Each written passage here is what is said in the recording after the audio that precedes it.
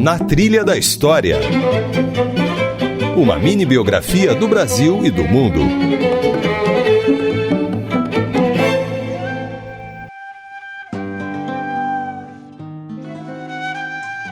Olá, eu sou Isabela Azevedo e está começando mais uma versão reduzida do Na Trilha da História. Neste episódio, nós vamos continuar nosso papo sobre o contexto da independência do Brasil com o historiador João Paulo Pimenta, professor do Departamento de História da Universidade de São Paulo e autor do livro Independência do Brasil, lançado pela editora Contexto.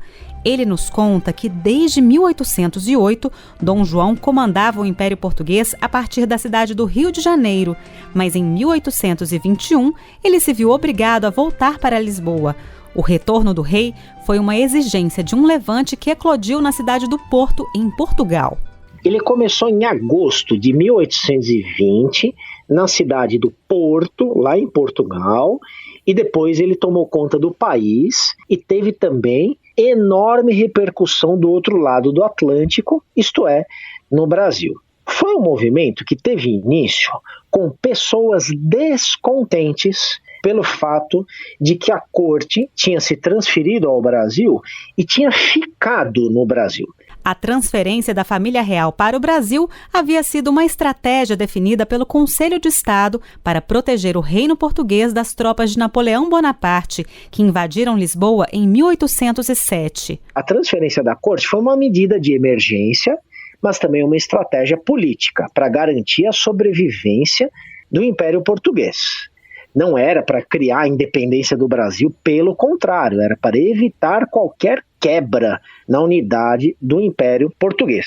Desde 1814, no entanto, Lisboa estava livre do exército francês, mas Dom João resistia à ideia de voltar para Portugal. Só que a corte foi ficando no Brasil.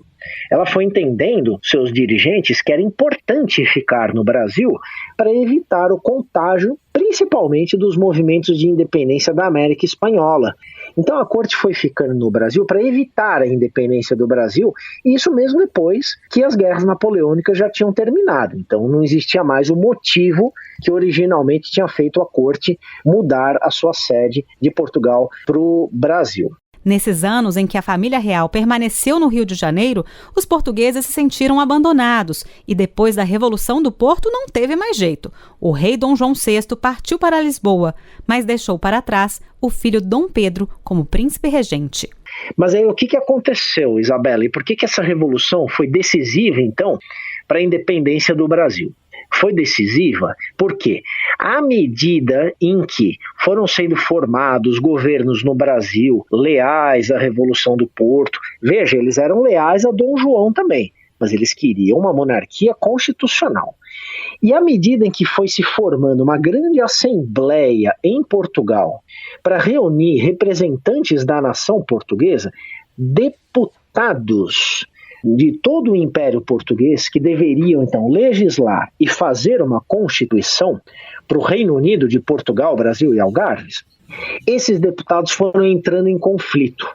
Então, deputados que eram representantes de províncias do Brasil começaram a se desentender cada vez mais com deputados de províncias lá de Portugal. As cortes portuguesas, que desde o levante do Porto davam as cartas no jogo político, não estavam satisfeitas e exigiam também o retorno do herdeiro do trono para Portugal. As cortes portuguesas, em geral, foram se desentendendo com o governo do Brasil, porque o Dom João voltou para Portugal em 1821 e obedeceu às cortes, mas ele deixou seu filho, o príncipe Dom Pedro, aqui no Brasil. E muita gente começou a fortalecer o governo do Dom Pedro e, evitando que ele voltasse a Portugal, foi se desenvolvendo no Brasil, com o auxílio dos deputados, então, de províncias do Brasil que estavam lá em Portugal, mas foi se desenvolvendo a ideia de uma separação entre Brasil e Portugal.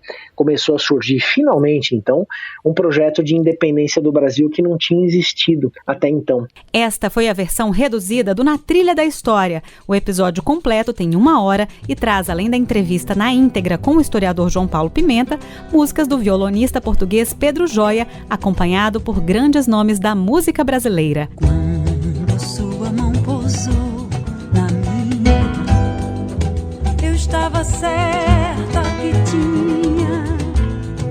Para ouvir, acesse radios.ebc.com.br/na trilha da história. Até semana que vem, pessoal! Na Trilha da História. Roteiro e apresentação, Isabela Azevedo. Esta é uma realização da EBC, Empresa Brasil de Comunicação. Na Trilha da História.